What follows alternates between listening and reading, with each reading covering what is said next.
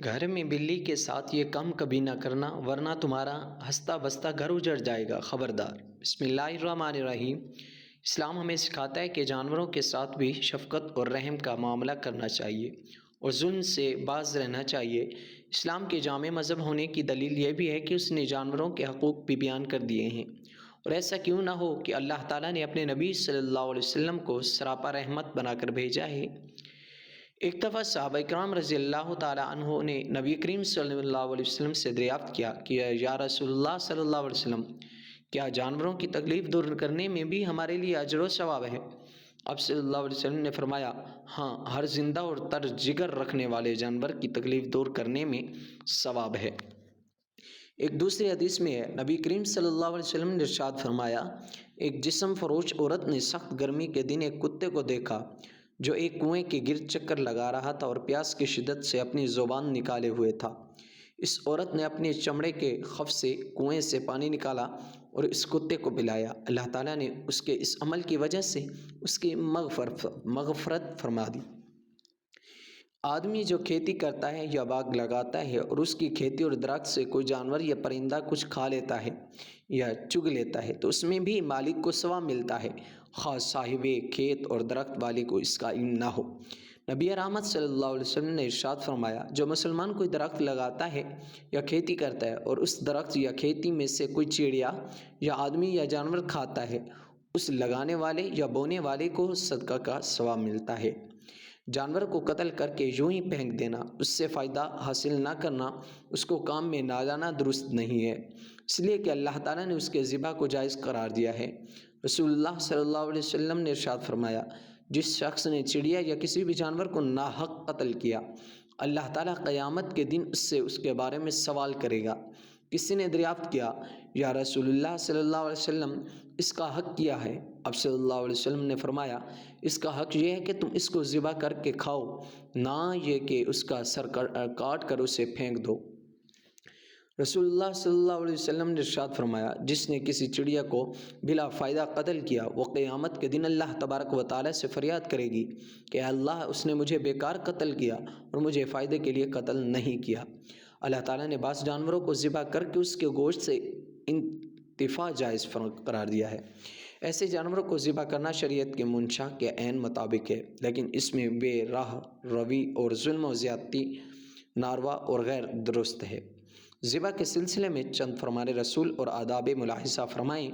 نبی کریم صلی اللہ علیہ وسلم نے ذبح کے چند آداب بیان فرمائے ہیں۔ اچھی طرح ذبح کرے۔ نمبر 2، ذبح سے پہلے چھری تیز کر لے۔ نمبر 3، ذبح کے جانور کو ٹھنڈا ہونے دے، اس کے بعد کھال اتارے۔ نمبر 4، قربانی کے لیے جانور کو گھسیٹ کر مت لے جاؤ۔ حضرت عمر رضی اللہ عنہ نے ایک آدمی کو دیکھا جو ایک بکری کو ذبح کرنے کے لیے اس کی ٹانگ پکڑ کر گھسیٹتا ہوا لے جا رہا تھا، تو انہوں نے اس سے فرمایا، اس کو موت کے لیے لے جاؤ اچھے طریقے سے، اور آگے ایک جانور کے سامنے دوسرے جانور کو ذبح نہ کرے کہ اس سے اس کو تکلیف ہوگی۔ نمبر 6، ذبح کرنے والا جانور کے سامنے چھری تیز نہ کرے، ہرگز بھی۔ نمبر 7، ذبح کے لیے جانور کو بے دردی سے نہ گرائے۔ دنیا میں 5 جانور اور پرندے ایسے ہیں جن کی دعا اللہ تعالیٰ فوراً قبول کرتا ہے۔ یہ جن کے حق میں بد دعا کر دیں تو اللہ تعالیٰ ان کی بد دعا بھی فوراً قبول کرتا ہے۔ حضرت سیدنا سلیمان علیہ السلام کو پتہ چلا کہ ایک شخص نے کتے کو زہر دے کر مار دیا۔ آپ جلال میں آ گئے۔ حضرت سلیمان علیہ السلام اللہ تعالیٰ کے برگزیدہ نبی تھے اور آپ حضرت داؤد علیہ السلام کے فرزند تھے۔ آپ کا نسب حضرت سیدنا ابراہیم علیہ السلام سے جا ملتا ہے۔ حضرت سلیمان علیہ السلام کو اللہ تعالیٰ نے بہت سے معجزات سے نوازا۔ سب سے بڑا معجزہ آپ جانوروں کی زبان سمجھتے۔ اللہ تعالیٰ نے جانوروں کو آپ کے تابع فرمایا ہوا تھا۔ جانوروں کو، ہوا کو، شیاطین کو اللہ تعالیٰ نے آپ کے تابع کیا ہوا تھا، اور کمال کی بات یہ تھی کہ آپ جانوروں کی زبان بھی بول لیتے تھے۔ حضرت سلیمان علیہ السلام کو پتہ چلا کہ کسی شخص نے کتے کو زہر دے کر مار دیا۔ حضرت سلیمان علیہ السلام کتے کو مارنے والے شخص کے گھر پہنچے۔ جب اس نے دیکھا کہ شہنشاہ وقت اور نبی میرے گھر میں آیا ہے تو وہ خوشی سے نہال ہو گیا۔ دست ادب کو جوڑ کر عرض گزار ہوا، یا حضرت، آپ نے آنے کی زحمت کیوں کی؟ آپ مجھے حکم کر دے تو میں سر کے بل آپ کی خدمت میں حاضر ہوتا۔ آنے کی وجہ کیا ہے؟ حضرت سلیمان علیہ السلام نے فرمایا جلدی کرو، ابھی اور اسی وقت گاؤں والوں کو اکٹھا کرو، میں آپ لوگوں سے کچھ کہنا چاہتا ہوں۔ اگر تم میری ان نصیحتوں پر عمل کرو گے تو تمہاری دنیا بھی سنور جائے گی، تمہاری آخرت بھی سنور جائے گی۔ اگر تم میری ان نصیحتوں پر عمل نہیں کرو گے تو یاد رکھنا تمہاری نسلیں اجڑ جائیں گی۔ آپ علیہ السلام کے حکم پر سارا کا سارا گاؤں ایک جگہ پہ اکٹھا ہو گیا۔ حضرت سلیمان علیہ السلام نے خطاب فرمایا، آپ نے فرمایا لوگوں، دنیا میں 5 جانور اور پرندے ایسے رہتے ہیں جن کی دعا اور بد دعا فوراً قبول ہوتی ہے۔ ان کی بد دعا سے بچنا، ان جانوروں کی خدمت کرنا، ان پرندوں کو پانی پلانا، انہیں دانہ ڈالنا، ان سے دعا لینے کی کوشش کرنا۔ میں نے بڑے بڑے متقی پرہیزگار درویشوں کو دیکھا ہے جن کے دن روزوں میں گزرتے ہیں، جن کی ساری ساری رات عبادت میں گزرتی ہیں، لیکن ان پرندوں اور ان جانوروں سے لی گئی بد دعا نے ان کی تمام عبادات کو ضائع کر دیا۔ لوگوں نے پوچھا حضرت وہ کون سے پرندے اور جانور ہیں جن کی دعا اور بد دعا فوراً قبول ہو جاتی ہے؟ تو حضرت سلیمان علیہ السلام نے فرمایا، نمبر 1 کبوتر۔ کبوتر ایک ایسا پرندہ ہے جو اللہ تعالیٰ کے نبیوں سے محبت کرتا ہے، جو اللہ تعالیٰ کی عبادت میں مصروف رہتا ہے۔ ہر وقت اس کی زبان پر اللہ تعالیٰ کا ورد جاری رہتا ہے، ذکر الہی جاری رہتا ہے۔ کبوتر جب نیند سے اٹھتا ہے تو اٹھتے ہی اللہ کا ذکر کرتا ہے، پھر اللہ کا ذکر پورا دن یہ کرتا ہی رہتا ہے۔ کبوتر جب پرواز کرتا ہے تو پرواز کرتے وقت یہ بھی اللہ اللہ پڑھتا رہتا ہے، ادھر سے اللہ کا ذکر کرتا جاتا ہے، ادھر سے پرواز بڑھتی جاتی ہے۔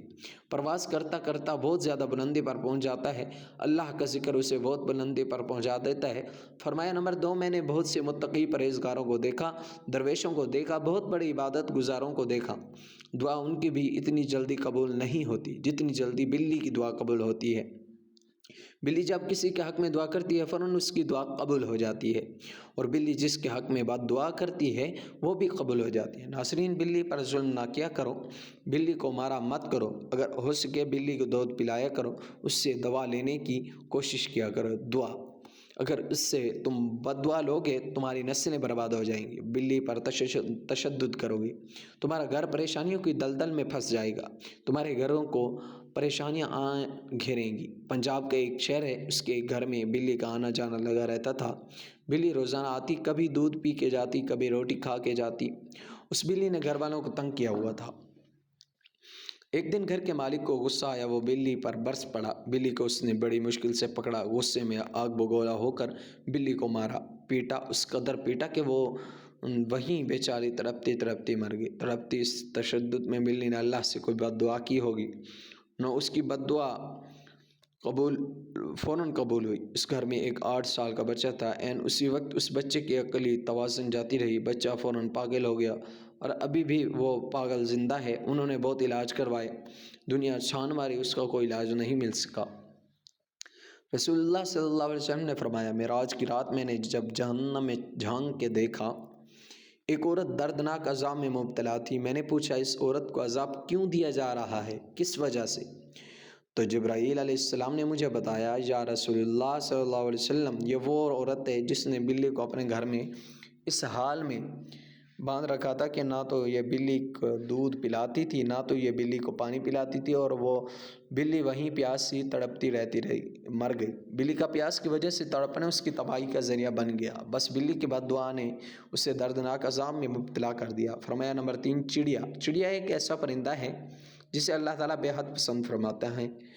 چڑیا کو اللہ تعالیٰ بہت زیادہ پسند فرماتا ہے۔ حضرت سلیمان علیہ السلام فرماتے ہیں، چڑیا کے اندر 3 خصوصیات ایسی ہیں جو باقی کسی پرندے کے اندر نہیں۔ لوگوں نے پوچھا حضرت وہ 3 خصوصیات کون کون سی ہیں؟ فرمایا نمبر 1 چڑیا معصوم سی ہے، چالاک نہیں ہے، چڑیا کسی سے لڑتی نہیں، چڑیا کسی سے جھگڑتی نہیں۔ فرمایا چڑیا کا جو ایمان ہوتا ہے وہ ایک عبادت گزار شخص سے بھی بڑھ کر کامل ایمان ہوتا ہے۔ چڑیا کامل ایمان رکھنے والی ہوتی ہے، کل کے لیے آج کے دن میں کوئی دانہ پانی اکٹھا جمع کر کے نہیں رکھتی کہ یہ کل کھاؤں گی، کیونکہ چڑیا کا ایمان ہے، یقین ہے اگر اللہ نے مجھے کل تک زندہ رکھا تو اللہ تعالیٰ مجھے رزق ضرور دے گا۔ فرمایا تیسری خصوصیت، چڑیا ہر وقت اللہ تعالیٰ کی یاد میں مصروف رہتی ہے، ہر وقت اللہ تعالیٰ کا ذکر کرتی رہتی ہے۔ کتا ایک ایسا جانور ہے، لوگ اسے مارتے ہیں اس وجہ سے کہ اسے مارنے سے کوئی گناہ نہیں ہوتا۔ تاریخ کے بہت سے واقعات اس طرح کے پڑے ہیں جنہوں نے کتوں پر ظلم کیا، کتوں کو مارا، کتوں پر ظلم کرنا اس کی تباہی کا ذریعہ بن گیا۔ کتوں پر کیے ظلم نے ان کو دردناک عذاب میں مبتلا کر دیا، اور جنہوں نے کتوں سے دعائیں لی، جنہوں نے کتوں پر رحم کیا، وہ گنہگاروں کی بخشش کا ذریعہ بن گیا۔ آپ نے سنا نہیں کہ نبی کریم صلی اللہ علیہ وآلہ وسلم نے فرمایا، ایک گناہ گار عورت تھی، بدکار تھی، ناچنے والی طوائف تھی، طوائف بخشی گئی، مرنے کے بعد سیدھا جنت میں چلی گئی۔ آخر اس نے کون سا ایسا عمل کیا تھا جو اس کی شخص کا ذریعہ بنا، حالانکہ بخشش کا ذریعہ بنا؟ ساری زندگی اس نے ناچتے گزاری، اس نے ایک عمل ایسا کیا جو اس کی بخشش کا ذریعہ بن گیا کہ اس نے ایک پیاسے کتے کو پانی پلایا۔ اگر انسان کسی پیاسے سے انسان کو پانی پلائے، اللہ تعالیٰ اس پر کتنا راضی ہوگا۔ فرمایا نمبر 5، چیونٹی۔ چیونٹی ایک ایسا جانور ہے جو عام سا جانور ہے۔ فرمایا چیونٹی کو پاؤں تلے نہ روندا کرو۔ اگر تمہیں ان چیونٹیوں کی اہمیت کا پتہ چل جائے تو تم مرتے دم تک کبھی بھی چیونٹی کو پیروں تلے نہیں روندو گے۔ اگر تم انہیں روندو گے، اگر یہ غلطی کرو گے تو یاد رکھنا رزق سے ہاتھ دھو بیٹھو گے۔ اگر تمہارے ہاتھ سے کھانے پینے کی کوئی چیز نیچے گر جاتی ہے تو اسے چیونٹی کے لیے نیچے رہنے دیا کرو۔ چیونٹیاں کھائیں گی، تمہارے حق میں دعائیں کریں گی، ان کی دعا اللہ تعالیٰ قبول فرمائے گا۔ اللہ تعالیٰ انہی کی دعاؤں کے صدقے تمہیں رزق و وسیع عطا کرے گا۔ فرمایا سب کچھ کرنا، ان 5 جانوروں اور پرندوں سے بد دعا نہ لینا، کوشش کرنا دعائیں لینے کی۔ ناظرین سوچو، اگر کوئی پرندوں کی خدمت کرے بخشا جائے، اگر کوئی جانوروں کی خدمت کرے تو بخشا جائے، تو اگر کوئی انسان کی خدمت کرے تو اللہ تعالیٰ اسے کتنا کچھ عطا نہیں کرے گا، بہت کچھ عطا کرے گا۔ اللہ تعالیٰ ہمیں اچھی نصیحتوں پر عمل کرنے کی توفیق عطا فرمائے اور ہمیں نیکوکاروں میں شامل کرے، آمین ثم آمین۔ ناظرین کمنٹ باکس میں اللہ تعالیٰ کے 99 ناموں میں سے ایک نام ضرور ٹائپ کریں۔ شکریہ۔